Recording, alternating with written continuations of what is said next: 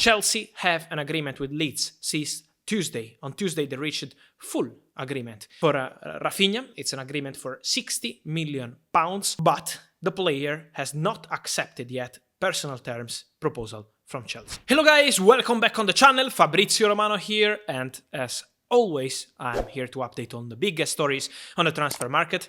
In this case, guys, I want to start for sure with Raphinha, what's going on while I'm recording, because many things can change minute by minute, and then Frenkie de Jong, as many Man United and Barca fans keep asking me about this situation. So let's jump into it together.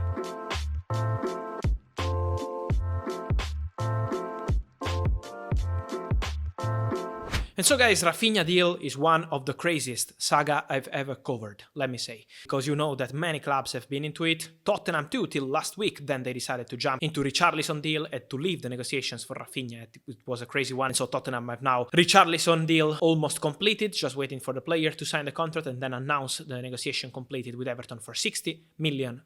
So Richarlison will be a Tottenham player, but for Raphinha, other clubs are into it. And we know that the situation is pretty clear, as I told you many times on the channel. Chelsea have an agreement with Leeds since Tuesday. On Tuesday, they reached full agreement. For Raphinha, it's an agreement for £60 million, but the player has not accepted yet personal terms proposal from Chelsea. What happened? That Deco, the agent of the player, has been in Barcelona on Wednesday and on Thursday today to discuss with Barca on the contract of the player. They have an agreement since March, so Raphinha has an agreement on the contract with Barcelona, but not yet between Barca and Leeds. So what's the situation at the moment, guys?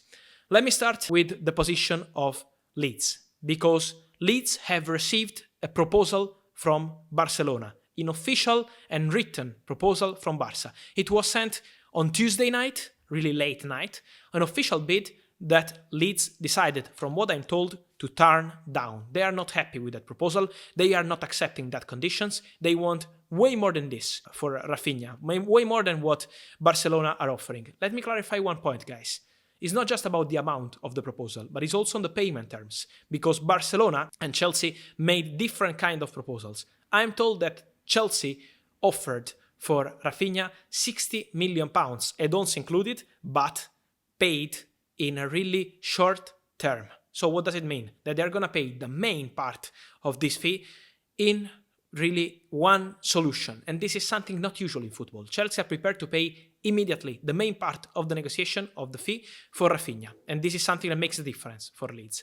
So Leeds told the agents of Raphinha that they want to respect the agreement with Chelsea. Leeds want to do the deal with Chelsea and to accept Chelsea proposal and to complete the deal, because they already accepted Chelsea proposal. So they want it to be done with Chelsea. But player side is not a detail. Raphinha is still in negotiations with Barcelona. His agent Deco is still in discussions with Barca. So let's see if Barca will decide to attack again, because the message from Barcelona is tonight, we are not giving up. So Barca are still there. Let's see if Chelsea will be able to convince Raphinha and to find an agreement. Let's see what happens between Barcelona and Leeds, because this is the really key point. And I think it's now a game who is going to give up.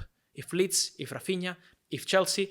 Let's see what's the next step, but for sure Leeds are very clear in their messages of today. They want way more than this, and they want to do the deal with Chelsea. They are not considering the last proposal they received from Barca. Let's see the next step. Let's see if Barca will send a new one. Let's see if Chelsea will find an agreement with Raphinha, guys. Crazy saga. Let me mention that Arsenal have been into it till last Tuesday.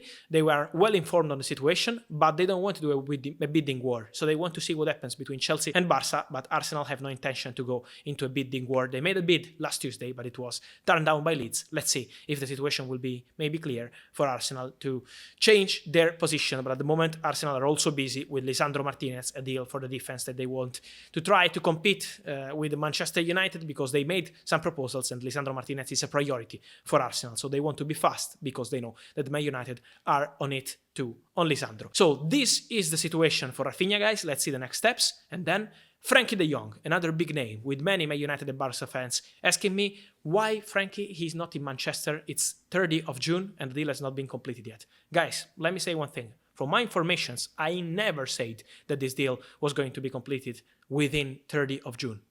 From what I'm told, it was almost impossible to complete this deal within 30th of June. almost impossible. I've always been told this because it's about the negotiation between the two clubs.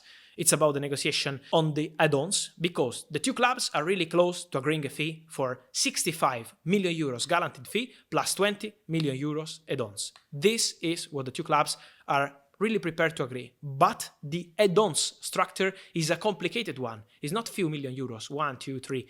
It's 20 million euros in add-ons. So they need to decide how to activate these add-ons, easy add-ons, complicated add-ons, in how many years to pay these add-ons. So there are many details to discuss between Man United and Barcelona. They're working on it. They're getting absolutely closer on agreement on the fee. But guys, Frenkie is not joining today because, first point, they need to discuss about the add-ons, but they have an agreement really close on the fee. So not big problems between the two clubs. But Man United have to start a negotiation with the agents of Frenkie de Jong, and this is not a detail. They need to find an agreement on personal terms, on the contract, on the salary, on the commission, and this process will take some days. It can't be something easy. So easy, I mean, to be completed in few hours. They need time to do it. So it was almost impossible to complete it within 30th of June. They have still time. The market closes at the end of August, so Man United will be on it, but this is why Frenkie is not there. They are still at a very good stage of the process with Barcelona, really close to agree a fee, but yet to discuss with the agents of Frenkie de Jong on the contract, on the commission, on the salary. So there is still a process to do, and remember what Frenkie said the last time. I'm in the best club in the world, and he said Barcelona. So he's not in a rush. He wants a very good proposal, and he's waiting to see what happens with Man United. So it's still some time needed for Frenkie de Jong. And so guys, let me know your thoughts on these Raphinha and de Jong stories. I wait for you as always to update you on the transfer market and to know your opinion here on Frenkie and on Raphinha. Let me know guys. Remember to subscribe to the channel, like this video, turn on the notification bell so you're not going to miss